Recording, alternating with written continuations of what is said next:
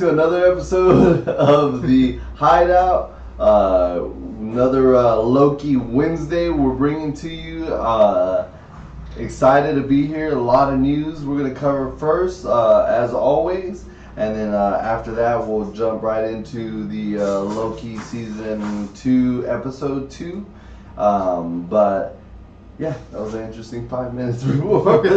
So it was interesting. All right. So first bit of news, the one that another one that I follow closely is the Daredevil news. So apparently Kevin Feige went and watched the film footage that they already had filmed and edited so far, and did not like any way that it was going, and he scrapped the writers and the director. You see, it's funny because I didn't hear it was Kevin Feige that watched it. I heard it was producers overall that looked at it. No way. And they're like, yeah, we don't like the way. But I don't think they have that power to be like, whoosh, they don't have the power down. to. But if they don't like it, and they're the producers, they're the ones giving you the money. If they have pull, be like, yo, this thing. Okay. Yeah.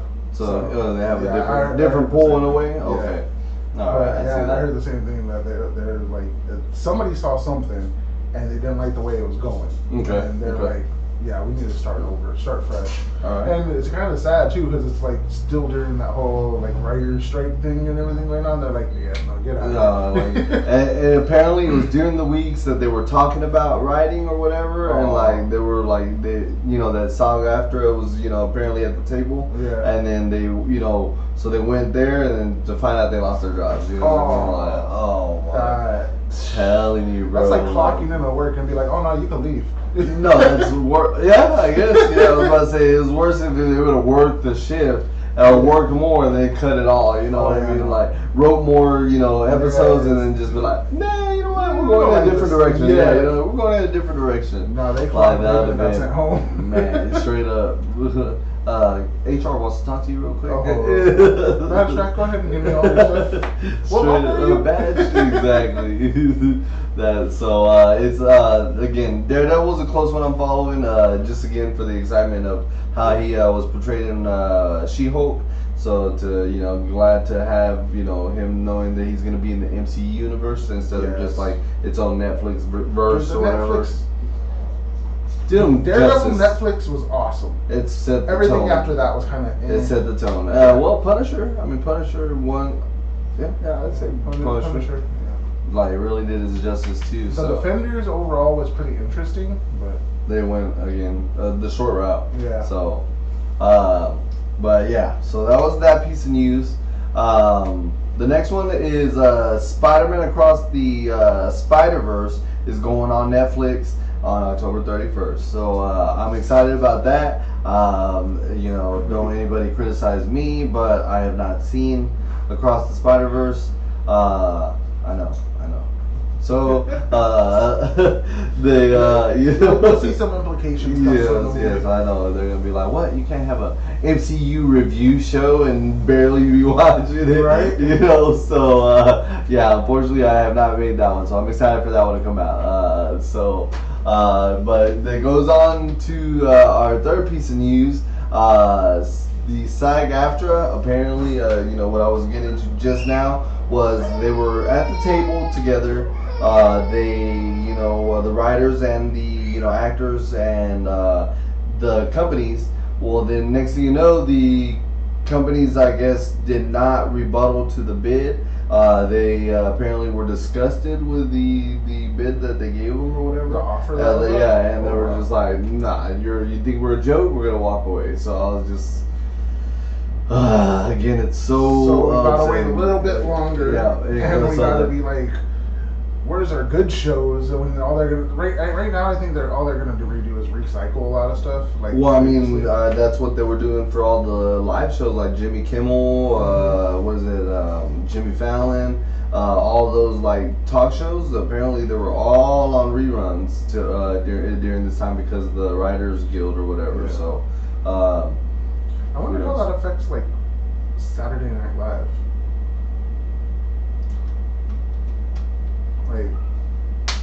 Because half of it's written, but the other half nobody knows what's going on. Interesting. but it's a lot more like. It's not a movie. No, it's a. No, I know it's the Saturday Night Live, but like, would it be considered writers if it's I mean, I don't know. It's shot live. I mean, it's still you know what I mean. Interesting. I wonder now. It's confusing. So, but yeah. So they're back in hold and striking. So pictures of Jack Black. At the picket line. A lot of different actors are still. I've seen a few other ones. Yeah. There's quite a bit. So it's in the history for the entertainment industry. You know what I mean? Like it's definitely affecting a lot of stuff. So yeah, especially right now. Yeah, in the time of when everything was coming together, it's upsetting sometimes.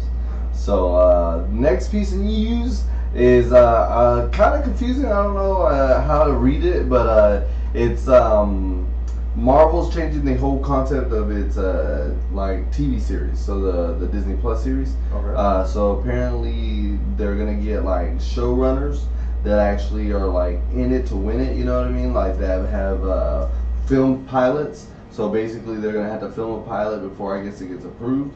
You know what I mean? So go back to actual like TV days. Yeah, I guess you had to do every show had to have a pilot, and if the pilot did well enough, then they would go on. Yeah, you're right. I forgot about those times. Yeah. So they're gonna do that. So they're gonna change back to that type of concept. Maybe again, it was a rumored to be said.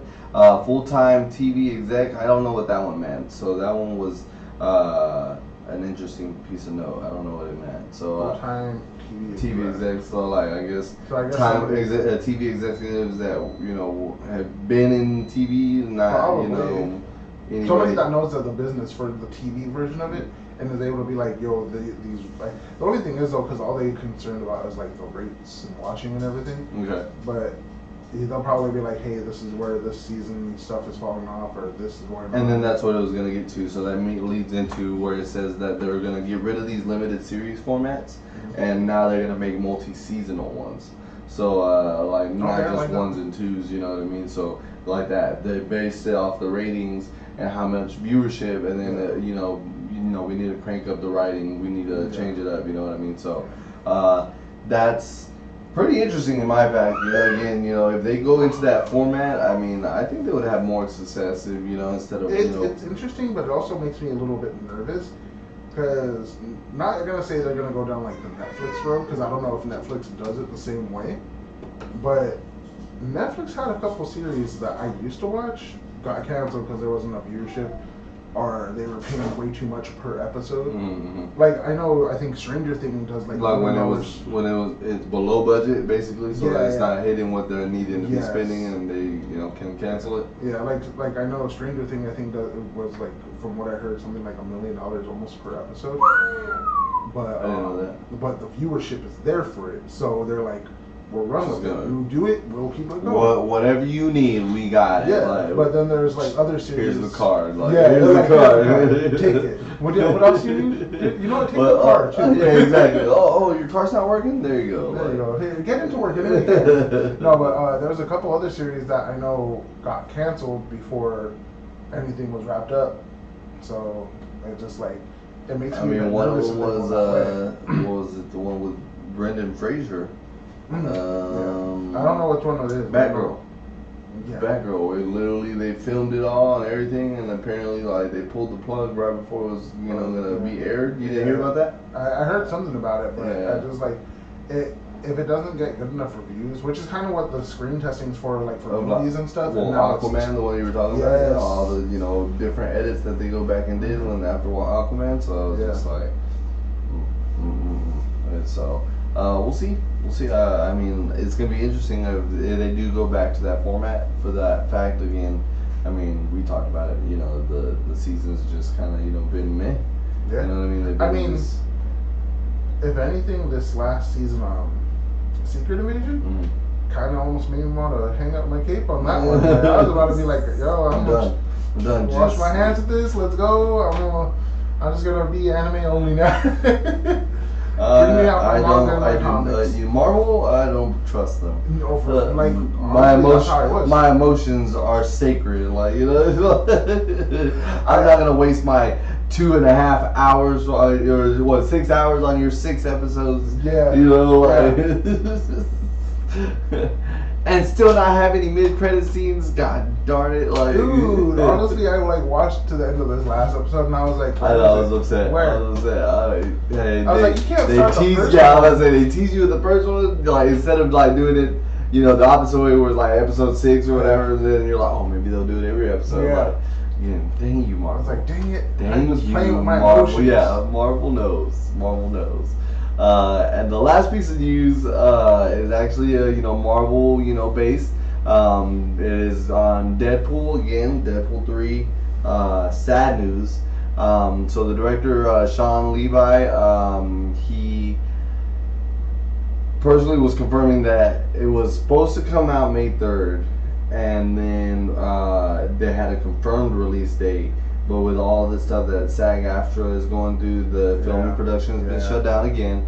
So with that filming production being shut down, now he doesn't have a clue, just like us. He basically said, I don't. He's in the wind too. Yeah, he's like, I don't even know. Right now it's May 5th. He's like, they filmed half of the movie, so that was interesting to find out. So they filmed half of the movie already, and he's editing what they have, gotten. But again, we're now, up the creek with, up the creek with this, so very upsetting. I mean, I don't even know how to explain it. Like, again, anything I read that's like postponed, all the, news and all the hypeness that we got into with it, you know what I mean? And now it's just like, now you're like, man.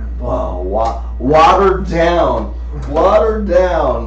And we all know how much we hate water. So some of us.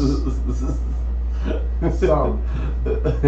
But yeah, so that is the news this week. Again, all of it's interesting. Again, it all plays together as far as like SAG-AFTRA and its effects throughout the industry. So that's again a testament to how key it is, I guess, to be in agreement with like a good contract and all the writers and actors, being on the same level.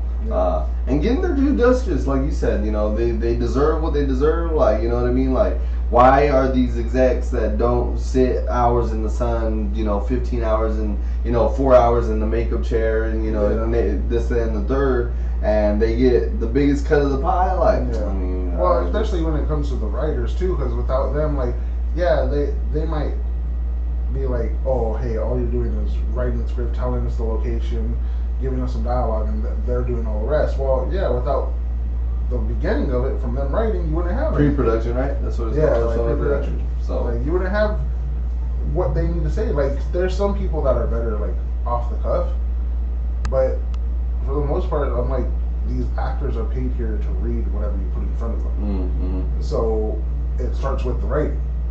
If you're not going to pay the writers the right amount they need, then you're going to get some backlash out of it. Mm-hmm.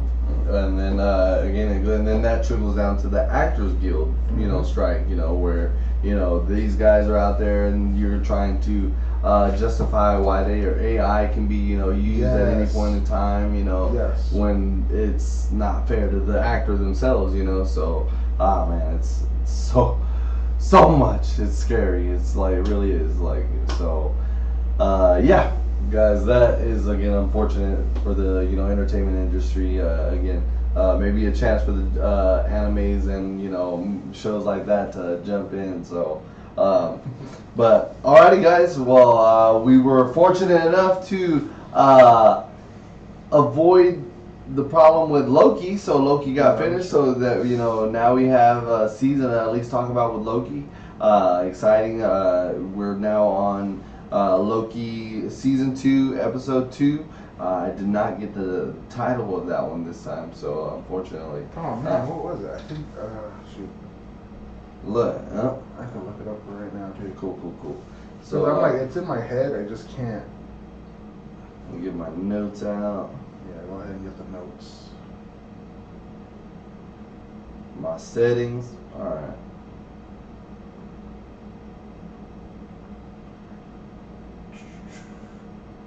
Alright, it's coming up right now. Please wait a moment. It was called Breaking Brad. Breaking Brad. And that's because And I keep on seeing it, and immediately all I want to put is Breaking Bad. Yeah. But yeah. That's funny. Breaking Brad.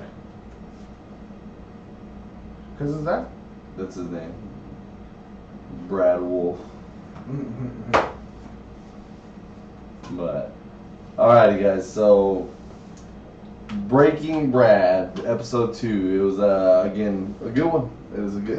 It's giving you again Tom Hiddleston's acting range. You know what I mean? Like making himself like look like he is crying to you don't even know like how he's holding ground. You know what I mean? Like holding his emotions down. Well, so not just Hiddleston, but Owen Wilson too, because I would just associate him with comedy mainly. Mm-hmm. And then you see him like in something like this where he's just like, you could see he's like existential dread and like I don't know if I want to know, and the like struggle inside, the anger that comes out. I didn't think about his comedy days, because he's put that good of an acting, on this show. I think you're right. I mean, I think you're right. So, but right now they're in 1977 London. They went to go there on the sacred timeline. I like now that you have to pay attention to that, like what line you're on and stuff. So that's pretty interesting. They found out that X5's tin pad was registered there. Like they picked up a signal from his tin pad in that time. So I think he's an actor. He's an actor. He's an actor in that timeline. And what is it? Oh my goodness, what's the name of the movie? Oh, dude, I don't. Zaniac. Zaniac. He was Zaniac, the actor for Zaniac. He's getting out of the car and he's all waving, and you're like, hold up, that's the TBH. And that's what I said. The first thing you see, he's like turns around, he's like waving at everybody. I was like, what the heck? Okay, like I don't know how you feel about it, but I felt like jumping into this episode, it was kind of a little odd. From where it ended off in the first one to now, I was like, did I miss something? Like, did they release like a short or something? Same thing. I was like, I watched the recap and it said skip it. And I was like, now I gotta watch the recap. Yeah. Watched it and I was just like, okay, we're just jumping out of an alley. I was like, I was kind of like, what's going on? And especially because X5's hair, it looks like a bit longer now and everything. So I was just like, so how far away is this? Or how long was he there for him to be an actor? You know what I mean? So that was interesting. So interesting. I didn't really think about it till you said that. I just was like, oh, he's portraying somebody maybe. Well, no. Mobius does say that he was there on a mission, right? Yeah. He's trying to find Sylvie because remember. No. He was just. I think he was on a secret mission there, separate of Sylvie. Mm-mm. No, because what's his name? X5 and I forget the name. The General Don, I think. Docs. Them two are trying to find Sylvie and purge Sylvie along with as many lines as they could. Remember at the end of episode 1 that you could see them all with those grenades running out into the thing. Mm-hmm. So his mission was to find Sylvie, but for some reason or another he just became Brad. Okay, so he abandoned post, right? And we find out later. Okay. But he said that his tin pad was... Yeah, that when they finally get to him, because, Mobius and Loki got to walk up to him because he's, like, doing a meet and greet. Mm-hmm. Like, I think it was, like, a premiere opening for the movie. And they're like, oh, come on, come talk with us. He's like, no, I don't want to. Maybe later. Yeah, maybe later. Here, I'll get you guys a drink. And he starts running off. And Loki's like, he's running behind. And Yeah, so they have to chase him when they catch him, and well, Dude, that was how they. That was interesting how you caught him with the shadows. Dude, I was like, oh, that's really good. And the helmets, came out. I was about to ask you that too because I was like, I can't for the life of me recall any of Loki's illusion actually doing physical damage, but I can remember one of his illusions dying, but it had to be physical enough where they couldn't tell it was an illusion. So I'm like, did he ever use illusions as an offensive measure like that before? What do you mean? So when he was dying, like it's a horrible movie, Dark World. Thor Dark World. Mm-hmm. The Dark Elf has him and he kills him. Mm-hmm. I'm like, it had to be physical enough where the Dark Elf wouldn't tell that it was illusion. But you never see Loki use an illusion in offensive terms like that. It's always like a defensive or a trick. Mm-hmm. Mm-hmm. So the shadows holding him down, like physically, like you see them push him down. Yeah.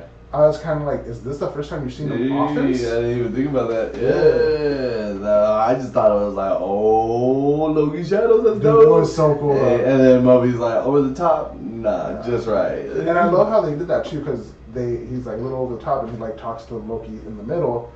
And then it pans from the middle to the right or to the left. Yeah. And he's like, no, I think it was spot on.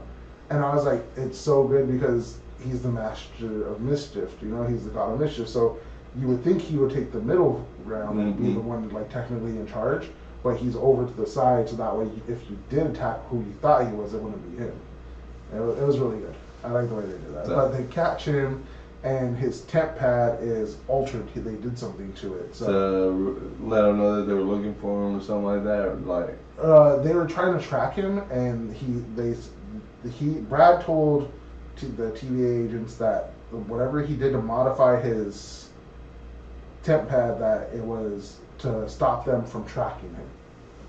And then they take him in and alter it or whatever. Yeah. It would mess with their feed or whatever, basically. Yeah, that's what he was saying. Yeah. Okay. And then let's see what happened after that. They find out. Casey finds out that Miss Minutes is helping Renslayer because she's just MIA at the moment. That's pretty interesting. Yeah, Miss Minutes won't do anything. But didn't they find that out at the end? Nuh-uh. He was there and they were trying to figure out why she was gone, and then they figured out that Loki had Loki heard the recording. That was when they were messing with the temp pad, and then that's when Casey says, well, I think Miss Menace is working with Renslayer. And at that time too, what's his name? Oh man, what is his name? It's not Mobius, but it's the other guy that's right there. Casey. Casey, yeah, okay. But they're like, they're talking about the temp pad. He's like, they're trying to figure it out, and they're trying to read the little manual, and they're like, I don't know what to do with this. Like, what? And Casey sees it, and he's like, what are y'all doing? He's like trying to figure out what this does. He says it's supposed to block us tracking him. And Casey's like, no, that doesn't do that. He's like, here, give it to me, I'll figure it out. But you could see everybody now really starting to use this handbook. And so I'm like, this handbook is going to have to come into play somehow. You think so? Because it's just like... Again, it goes back to the mystery of Ouroboros, where did he start off? Like, was he one of the first, not victims, but one of the first people that he brought into the TVA? 400 years, you know what I mean? Like, well, 400 years minimum that we know of. So he could be there longer. Yeah, Mobius. Yeah. Well, we know it's longer because he says Miss Minutes does diagnostic. I run diagnostics every couple hundred years. So it's been longer than the 400 years just for Mobius. Interesting. Oh man. So yeah, that book is gonna come into play, I think, really too. So I am ready for the last part of it. That's when after that they go to the interrogating room, basically, where he was there and stuff. They put the collar on X5 and everything. And so I enjoyed that part again because it goes to Tom Hiddleston. His acting, like, you're just like a loser. You're nothing. You're nobody. You know what I mean?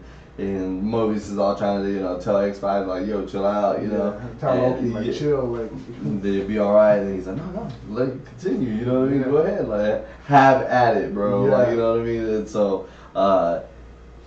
X5 was an ass, bro. Like, he was a jerk, bro. I was like, whoa, okay, like that was unnecessary talking about it. It's funny because right before that, even Mobius is like, yeah, he's an asshole, so just be careful not to let him get under your skin.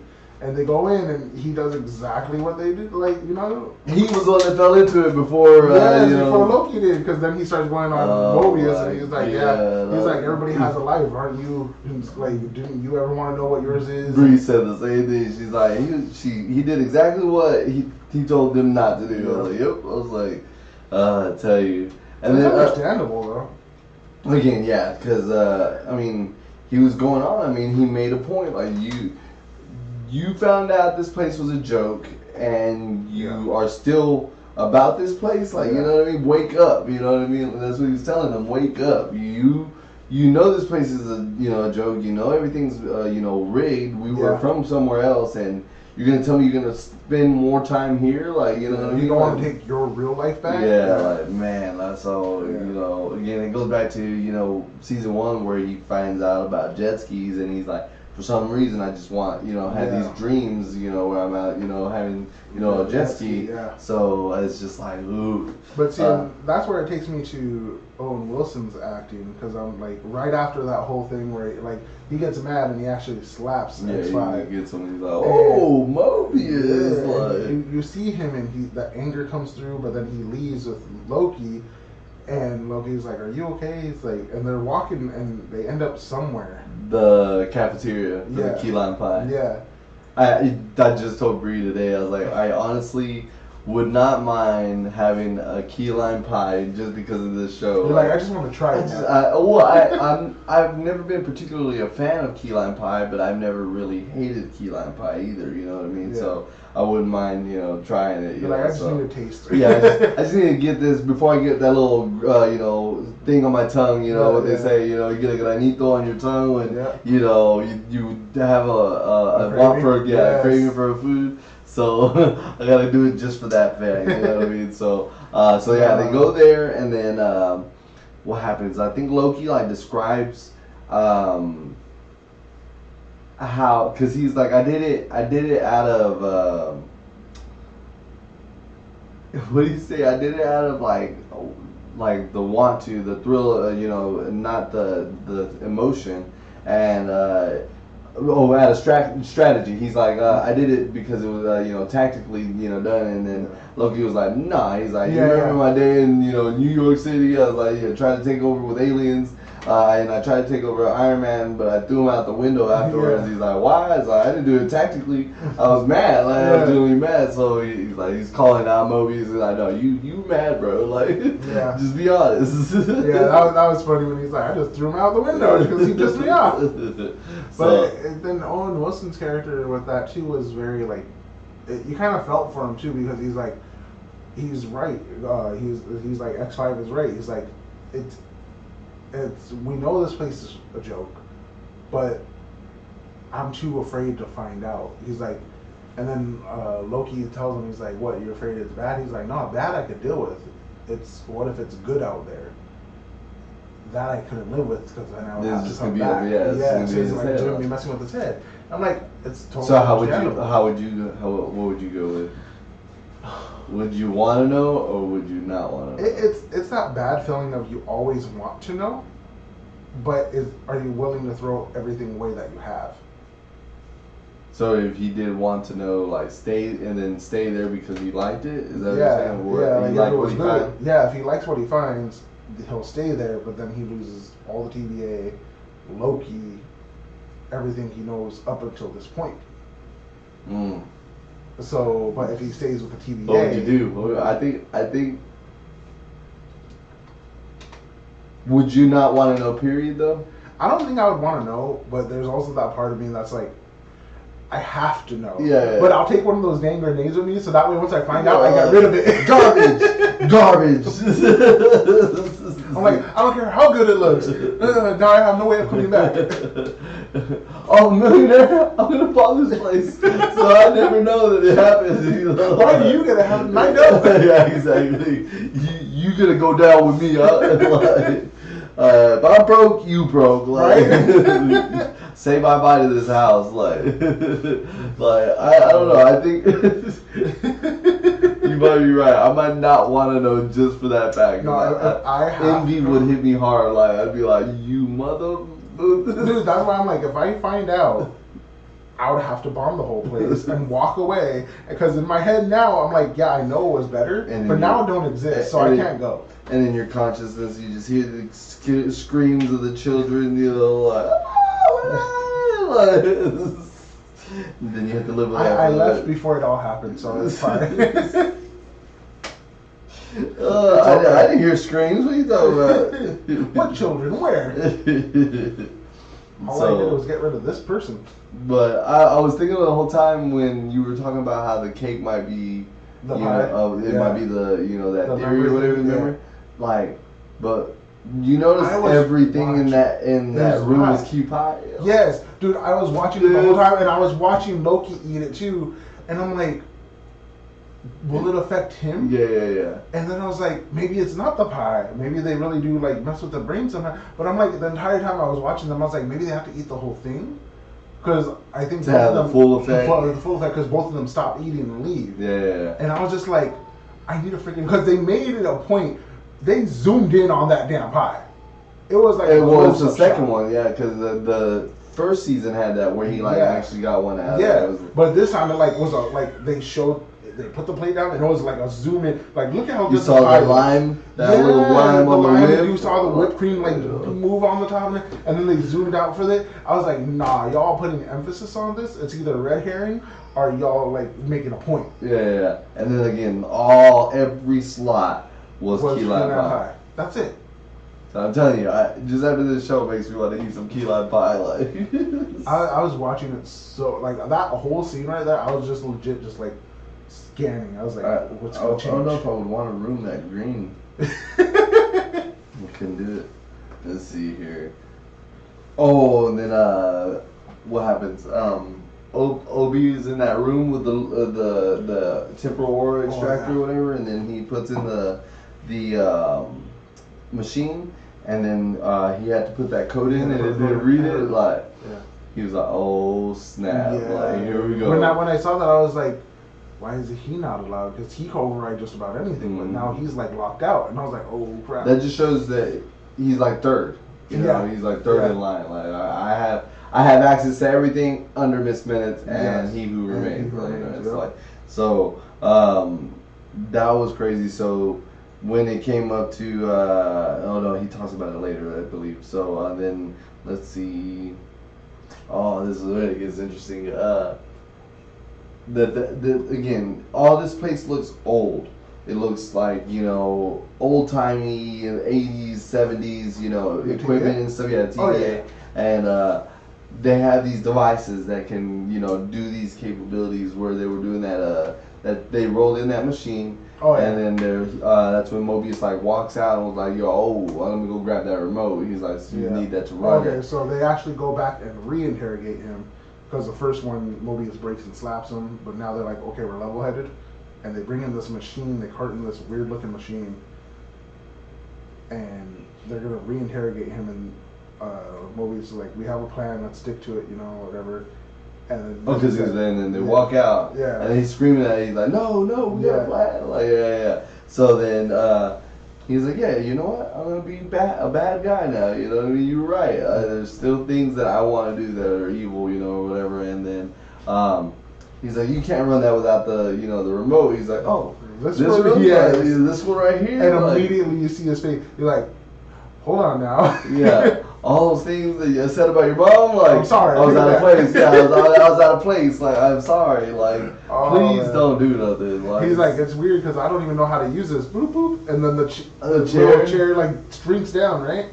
It gets crushed. The force field crushes it.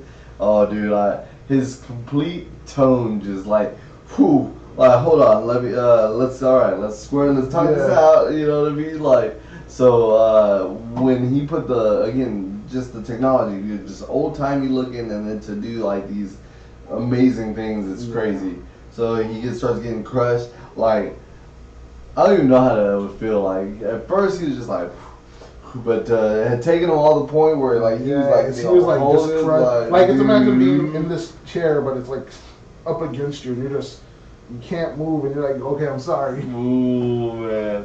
And then to find out it was all a part of the plan. Like, yeah, dude.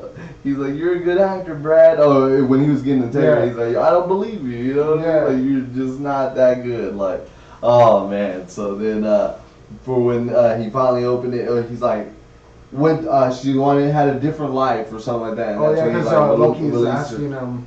He's like, so where's Sylvie? He's like, I know you didn't go out there and not find her, and just like just abandon her. Yeah. And then he's like, I don't know, and he's like, oh, but you're such a good actor. I can't tell if you're lying or telling me the truth. So, and then finally he breaks, and he's like, okay, I know where she is. She wanted another life, something to start over with or whatever. And there's drop. Lets him out, and then Mobius walks in, like he was pretending it was locked the whole time. Like, I think that little part was showing the range of all of them. Yeah, a complete switch in tone, everything. I mean, from X5 to Loki and Mobius. Yeah. So he thought he was gonna leave him there, and he's like, "No, you're coming with us. Like, you going with us to find her. Like, so." Like, how can we trust you? You're gonna come. Yep. So then this is right after that they go into the cutscene of Casey and B-15 walking into the room with the loom, and Obi's in there. Oh, you hear we're all gonna die? Yeah, he's like, we're all gonna die. He's like, oh, hi, nice to meet you. We're all gonna die. His character's perfect, man. Like, it's that little comedic relief that we're talking about, like that, we need at that time. So then I put that Casey starts fanboying. He's like, Obi. He's like Ouroboros? Like, yeah, that's me. Like, he's just like, oh my god. Like, he's like, you read my, handbook? He's like, I practically memorized it. This is, can I have your autograph? Yeah, like, you ready to shoot pictures? And then B-15's like, guys, we gotta figure this out. I know you just said we're all gonna die. Like, you know what I mean? Like, how are you gonna be like, I need your autograph right now? Straight up. And then that's where you find out how critical Jonathan Major King, He Who Remains, was. You know what I mean? So he was the overriding aura, or the temporal aura that was needed. And for him to have been gone is causing that much of a problem. But then to find out again that the second in command is Miss Minutes. Yeah. Like, that just is like, yo, like, this dude strategically thought this out. Like, you know what I mean? Like, I have it under control. Not only was he writing these timelines or writing the story, make sure it was going the right way. Man, that is pretty crazy, man. Pretty crazy. I think it's one huge freaking intricate web, and I really like when they show that picture, like how disrupted it is, and all the lines, and even like the threaded one, like it's like bulging out. Yeah, dude. Like, so, like, dude, okay. Man, that little piece of graphic right there is actually really cool to me. Like, it just, even the rope looks bulged out. Yeah. So, that again, I hope they do fix what they said was the problem, was like the special effects. I hope they're taking that little bit of time to make sure the effects look good. You know what I mean? Because I don't think the story would hit if it was bad digital effects, in my opinion. You know what I mean? Like, those parts right there stick out to me, and I like it. I'm just like, oh, that looks so sick, so real. Like, I can feel the heat. You know what I mean? Like, I can feel heat coming out of that. And so I liked it. You know what I mean? So. But then he goes off to McDonald's, and so they pull into the McDonald's.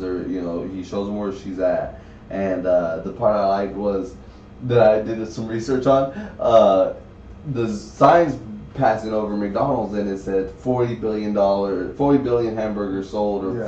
40 million customers served, or Yeah. something like that. And I was like, I wonder how much burgers McDonald's sold in 1982 and this timeline, because we're apparently the sacred timeline. So I was like, look, it said in 1983 when I crossed over, they were at 42 billion. You know, so I was like, all right, pretty close. I was like, fair enough. So and then the fun fact that they've stopped counting in 2007. Okay. Let me see. I don't want to give false news. No, stopped announcing officially burgers sold in 1993. They hit the 100 billion burgers sold in 93. So that's kind of crazy. Can you imagine what it would be at Would right be now? Like shit. Trillions? Trillions. You think trillions? I'm pretty sure. Or half a billion? It has to at least almost be a trillion. More than half a billion. Because it's 23. Well, when did McDonald's get started? Let's see. Well, by a Opened in 1940. Okay. So 40 to 97, 57 years. That was $1 billion. $1 billion served. But then you got, 5 years? About? Yeah. So half, yeah. So half. So 1.5 million. So I think it'd barely be at 2 billion. Because you gotta remember too, the population has grown since then, and the locations have too. For another episode, to be continued. We'll find out. McDonald's lore. Thank you, David, for going off the side there. Side note, but yeah, I just thought I'd research it for myself. But anyways, really back in. Yeah, reeling it back in. We had that tense moment between Loki and Sylvie at the end. I told Bria I like the violin, that the little violin between them, like it's some Celtic in a way, about it, like, and I was like, oh no, I like it, so that little sound effect there, the music, and she's genuinely mad at Loki again, like. She really thought that was his, motive in the end, was like to, save the TVA when they were against the TVA the whole time. And, do you think she's in the wrong for thinking so, like, selfishly? Or, again, because of how she saw it, that's how you should defend her side in a way? I mean, for me, it's just like, you gotta think, too, she was taken as a kid. So for her to survive years in apocalyptic timelines, jumping from one apocalypse to another, barely surviving, just being able to like kind of figure out slowly what she wanted to do, I could see her being mad because she never had a life. So, and being hunted down constantly. I think about that, yeah. Consistently just running and jumping, jumping, like. There was no time for her to pause and take a breath. They did take her young, though. They took her so young. And then snatched her out of her, like no buys, no nothing, like just snatched her out, like, okay. But again, she was very upset. I didn't think she was that upset, like, but to hold the grudge and, after the fact. Yeah. So, again, it goes back to he saw her in the future, so he knows that she knows because she saw him. Something, yeah. So I'm glad that she at least accepted the fact that once they talked everything out, she was still mad, but to find out that little moment with Mobius, where him and X5 are there, and X5's like twitchy, and like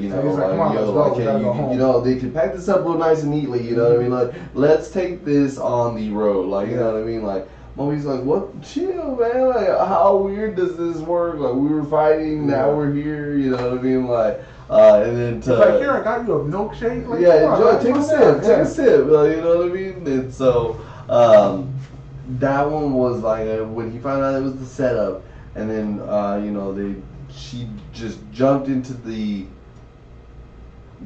passenger seat, like, you know what I mean? Like, she was like, you know what? Like, I want to get down to this too. Like, I just want to be happy. You know what I mean? Like, that's it. She's like, I gotta figure this out. So then she jumps in, like, reads his mind and finds out that they're kind of destroy as many timelines as possible. With Docs, all the soldiers, you know, going to the, you know, time doors and stuff. And which is what the tent pad was altered for, because it would open the door, and it was like a predestined one, I think, and it would open the door, have the bomb set so they could wipe out that whole universe. But think how big, close it out. think how big the charge had to be, because the regular charges were just the area. Like, they were cleaning timelines, not just the little thing. Well, I mean, little things were making the timelines, right? Yeah, little things like, were making the timelines. They were making them like go, okay. So they had to rewrite, erase that whole timeline, so they cut it off at that point. That was crazy. Yeah. So that's when things got like super real, when they were just they went to that location, right? They zipped there. And when they went there, you know, Docs was like, "Yo, we're compromised.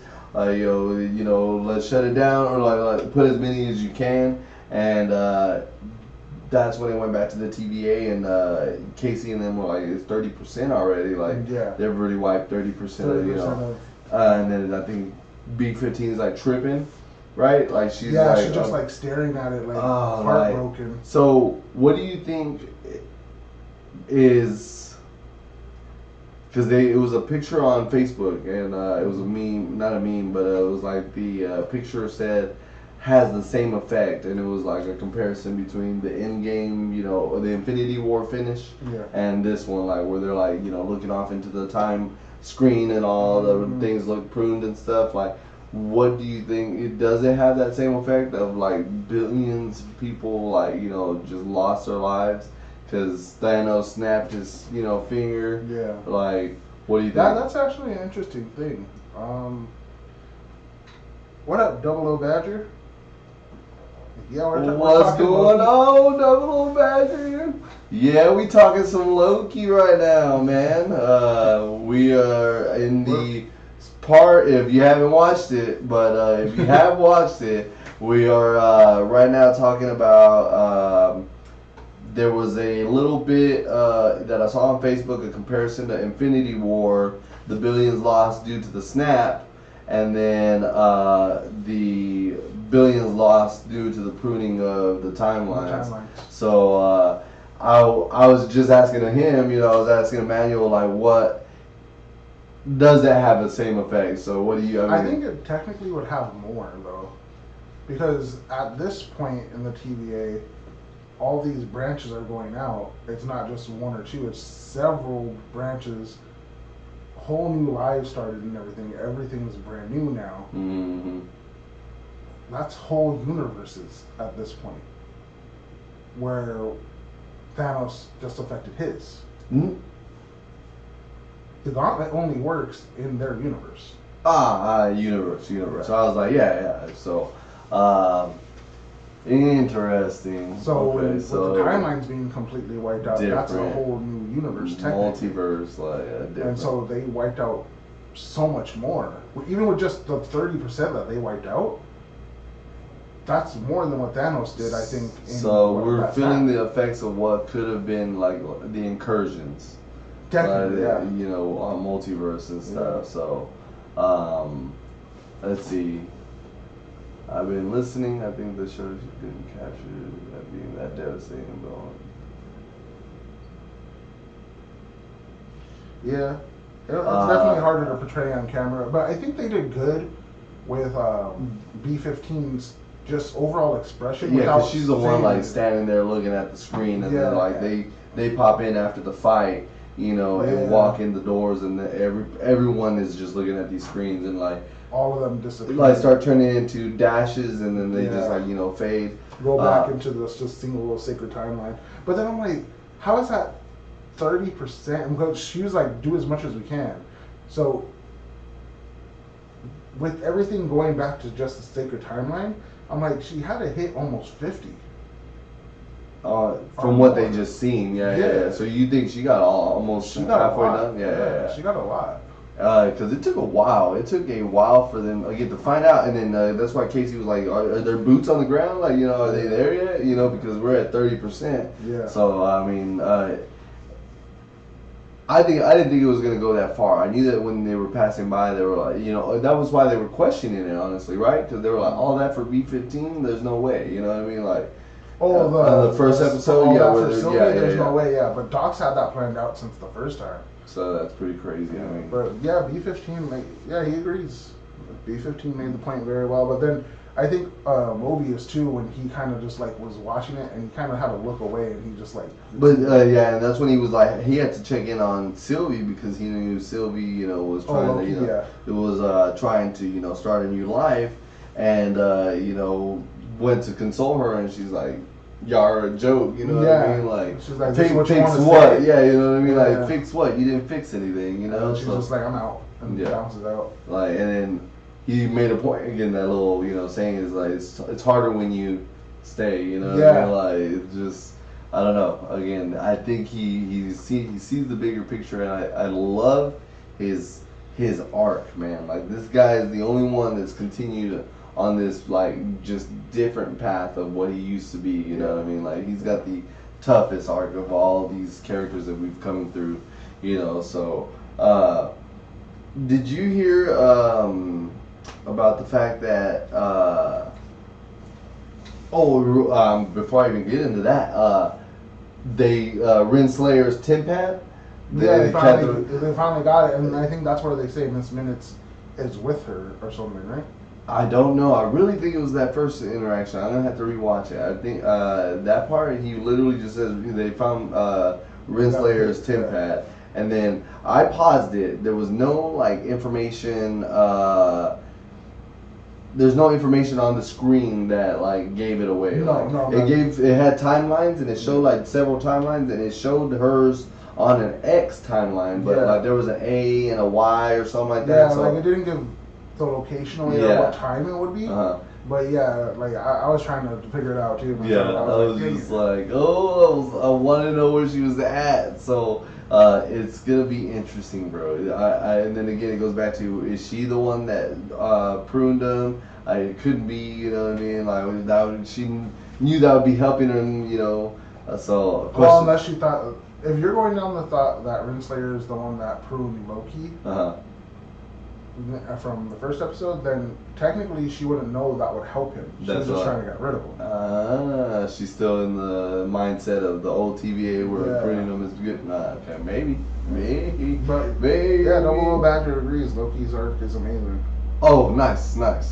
See, okay, thank you, Double O. Oh my God, you too, Double O. I said that from the very beginning. I was like, it's Loki from.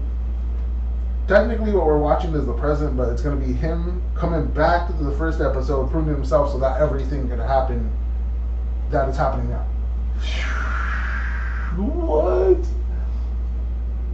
When Sylvie says there you are, I think she's talking to a different time. Oh, different Loki. Yeah. Oh, because he didn't know that was her going to come out of the elevator, right? Oh man, y'all got me on that one. I just dang think it, man. It's supposed to be Loki. Dang it. I'm like, if it's not Loki, I don't know who else it could possibly be. Yeah, no, that was a good one. I did not. Now with that being said, when the elevator opening it up and there you are. Yep. I didn't think of it that way. Let's see. She knew he was going to be there. It has to be Loki for sure. What do you think about the telephone call, when the telephone call, Matrix. Yeah, like we were saying it was like the Matrix. Like, why would the phone be ringing, right? No, honestly, the phone was kind of weird just to be ringing. And then that slow walk down that hallway again, like that. Like the whole time, that kind of was the weird part for me from episode 1. At the very end, it was just like he's in a rush, and then he hears the phone ring, and then he just walks over to the elevator and the phone. And I'm just like that. I kind of forgot about that. Again, we thought Matrix, like, hello, like digitized, like immediate Matrix vibes. I was like, man, come on, man. Hey, it's green. They're the same color. So, but the next theory is this part that I read, and I didn't read much into the article.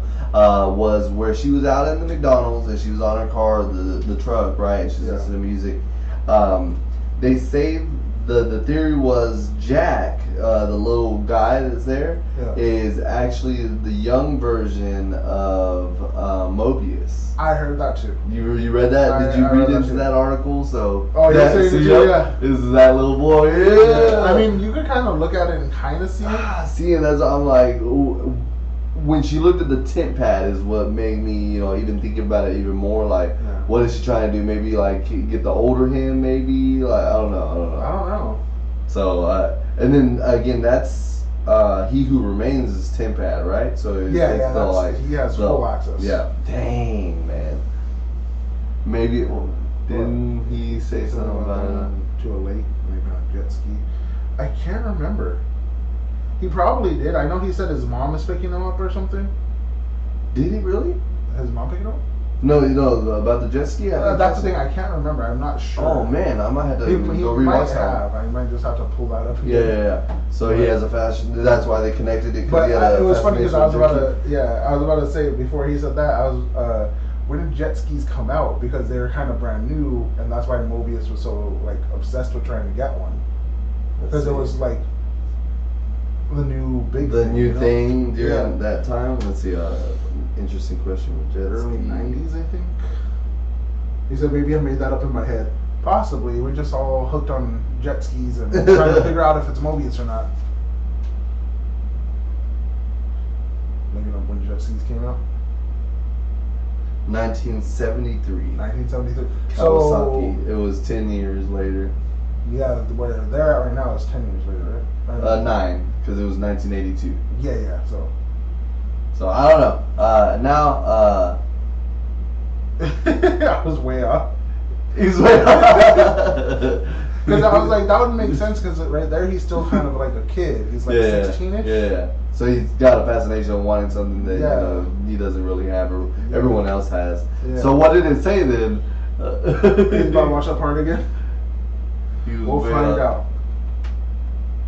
Is that it? So I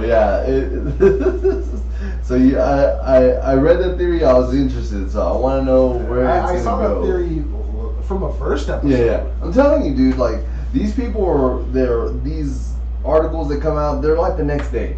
Yeah. Like literally Thursday happens and Friday is like the spoiler. You know what I mean? It's just like, hey, did you know? Yeah. And it's like we talked about this. It's like, why do you? I haven't even watched it yet. I haven't even got off of work. Like that's what's me on sometimes too. As I'm like, dude, I have kids and stuff I have to deal with. Like I don't have time yet.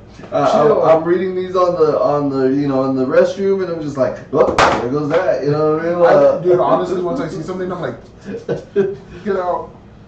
People write this stuff so fast, dude. Seriously, sometimes I think the fastest one I ever seen flip back was 2 hours. Really? Yeah, like somebody like 2 in the morning when the midnight release comes out. Yeah, the midnight release came out. Like Loki comes out 8 o'clock for us.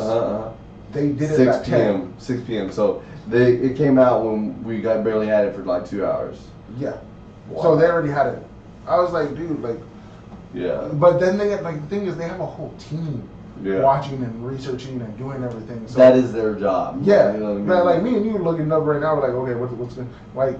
It's just me and you, but no, they have like a squad behind them. They're like people looking up everything. Comes out at 6. You better be at your home writing this article right now. Like you know what I mean? Like turn it on my desk by 8:30. You know? Yeah. How long is the runtime? 48 minutes or so. Yeah. Better have it on my desk by 8:51. You know, ready to go. Like let's go. Come on. Cut, write, print. Like press. I don't care if it's proven. Just write it. Yeah. No, and then I think they can be biased. There's a lot of articles that are a lot of bias on it, you know. So especially when somebody creates the theory originally, and they're like, "No, I think my theory is the right one." Well, because you created it, of course you're gonna think it is. Just like your baby. Yeah. So, but I'm glad Double Badger's with me on the whole Loki prune himself. Yeah. Well, again, I felt like she knew him from the past. I didn't think of it being another Loki of that timeline to have met at that part right there. Does that make sense? Yeah. Like, so when he said there you are, that wrapped it in. Is like, yep, she was expecting them there. Like, you know what I mean? Like they were battling someone at that time. They were looking for each other at the time. Yeah, it's pretty crazy. So, I'm interested. I'm in. Again, this one started a lot faster, a lot better paced than Secret Invasion. So you know, like he said, don't you don't like, start with honestly, me. the first episode and the second episode slowed down a bit, but it was still very well paced and it was very like, you know, Well written. we had to do. There was character development. There was like story movement. Secret Invasion was like Stagnant. Yeah. Yeah, it was like 4. Yeah, dude. It was like somebody's like coming back from a heartbeat. Like at first, yeah, it was, and then finally they're like episode 4. They're like, okay, we're back. And then episode like 5 is like, okay, we're losing them again. And episode 6 just died. I was like, dude, like come on. Like episode 6 did not hit it for me on Secret Invasion. But I'm hoping. I still want to know what's gonna happen with Amelia Clark's character. Where in it does this? Is it in the comments? Like, he doesn't say anything about it. Like, well, at least you fact checked yourself. Thank you. Well, we don't put false news out here, you know. So we fact check ourselves even on our phones. Like in real time too. Real time, like. So, but yeah, like. We do this for the safety of our viewers. No, we don't want to get called out. Yeah, no, for real. There's a lot of people who be like, the moment you say one bad thing, they're right there. Keyboard warriors. No. Mobius is king. I said, well, yeah, exactly. Freedom of speech. You're right. Flip this table. We're done. Well, another just. Nah. But I did hear a theory that Obi was supposed to be a Kang variant. What? Like, I didn't read that one. I read that somewhere. I did not read that. And I was just like, that one's a little odd, but okay. But again, it goes back to the mystery of, again, how long he was there. Like, where what kind of trust does Kang have? You know what I mean? Yeah. Like, you know. But everybody forgets him. Who? Obi. Oh yeah. But I'm saying, like, it takes a lot for Kang to trust the person, I guess, because it was even on the Quantumania, you know, he entrusted, what's her name? Oh my goodness. Janet Van Dyne, yeah. So she questions her, you know, and like, hey, you know me, like, it's me and you've been here, like, we did this together, like, and it just, yeah, so. What is Sylvie holding at the end? That is He Remains Tempad. No. She got it at the end of season 1 after she killed him, and because he was giving it to her. And he's like, you're in control, in charge now, or whatever. And then she opened up that portal to push Loki through it. Yeah, so that's what we were just saying. So she, right now, I believe, has ultimate control. Yeah. If everything goes, or everything was from season 1, then that pad was the pad. Yeah, you know, for everything. Now it's like master controls right there. So, interesting to know. Again, we were comparing it to Secret Invasion, like. You know, I was, but you know, we were saying that, you know, this is, you know, well written on number 2 to have us hooked. Yeah. But I just hate this 6-episode method. I really do. It's a nuisance to me. Like, I just feel like we rushed the storyline. But I mean, like this is going well for what. But that's what I'm saying. You saying it's well paced and it's going good. That's what I agree. But it's so tough to know that it's being condensed into 6 episodes. Like, give it an 8-episoder. Again, I was comparing it to Daredevil, you know, Netflix. You know, they were like, you know, 14, 16, 18 episodes long, you know. Daredevil was a thing by itself. But what I'm saying is the link and the storytelling. But there are some episodes in Daredevil where I was kind of like, all right, you can kind of speed this up. It's a little too long. Okay. So, like, the whole love story with Karen. Yeah, and all that stuff. I was like, it's going a bit too long now. Loki is just way better than any show they have put out. I didn't have Secret Invasion, but the pacing was off. Yeah, like I think I'm not gonna say I hate Secret Invasion. It just You loathe. No, it loathe entirely. If I could say it, like, put gasoline on it, light a match, and then push it to hell. No. No. It just, the ending felt so flat for me. I just couldn't do it. Again, I can't like, it's not worth a second watch unless I'm trying to find. Why is Amelia Clark the Super Skrull? Like, why? Where? Who said? Who said Amelia Clark is the one? Like, you know what I mean? Like, that's what I'm at. Where I'm at. And again, I'm not mad. I mean, her acting's good. She was there. Like, great actress. You know what I mean? But just the character, there was no development. Like, she was just being flopped around from storyline to storyline. I just didn't care for it. I'm like, it's not there for. I'm not gonna go rewatch it unless I'm trying to look at something or like find something that I missed the first time. But even then, I'm probably gonna be skipping through some of it. But all right, next. Again, the best character out of the whole thing, I think, was Homegirl in the red coat. Yes. Like, yes. she I was forget bad. her name right now. But yeah, the one in charge of MI6. Mm-hmm. Yes. So with her character, I definitely was on point. And you notice there's always one of those in just about every show. There's a character in one of the shows that kind of steals it, like stands out from the rest. Yeah, because like in WandaVision you had Agatha, in Loki it was. I mean, Sylvie was designed for that, but Sylvie was good. But then He Who Remains was also very well. Like all the Loki variants using their powers and everything was very cool. What is it? The Winter Soldier, the Falcon and the Winter Soldier. U.S. Agent. Yeah, the U.S. Agent. They what is it? Homegirl, Miss Marvel. Smash. Who are you talking about? Winter Soldier. I thought her name was the Flag Smashers. Yeah, the Flag Smashers. I didn't really care for her arc too much, but the one that got me was the black dude that was supposed to be the Captain America replacement, but Zemo 2. Oh, Zemo did. Zemo did. I mean, they had to put a whole dance out for him. they got the extended footage. Did you see that? Yes. Yep. I did go look for that extended footage of him dancing the whole time. Like, that was pretty cool. What is it? Hawkeye? Oh, I know what you're talking about now. The black Captain America that went and did all that stuff, and then they were experimenting on him. Okay. I was like, he kind of stole the show for me a little bit because it was just so interesting to hear his versions of everything, and he's like, they don't do nothing for us. And I was like, that was really cool. And then, but what, Zemo was a big character in that one. And we talked about it. They are rewriting Homegirl's arc. You know, she's no longer gonna be the power broker. Like, so many people hated that little like curveball that apparently they're rewriting her arc. So that's interesting. I mean, Hawkeye was Echo. Echo kind of took that.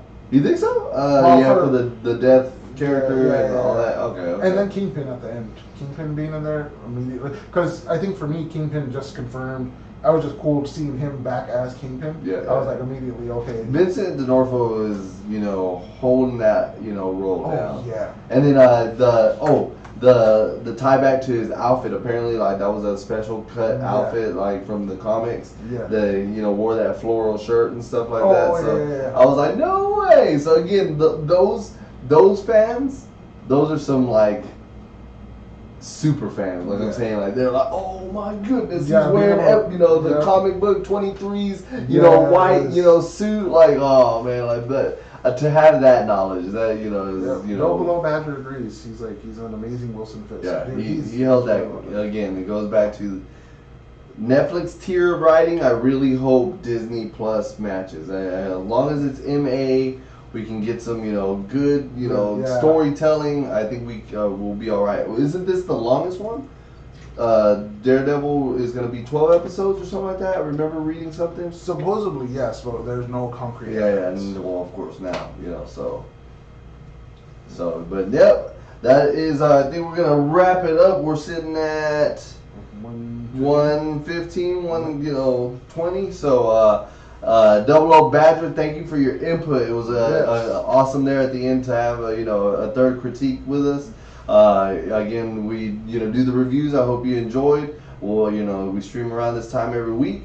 And, that is all we got. I'm excited for the episode tomorrow, episode 3, and then tune in next week for the review, So it's going to be a busy couple of months. That's coming up. So, we definitely let everybody know that, we got Marvels coming. We got Attack on Titan. We have, all these Loki reviews. So exciting weeks coming. So I hope y'all stay tuned. Again, thank y'all for catching us on the Hideout. See y'all next week. Thanks for joining us, guys.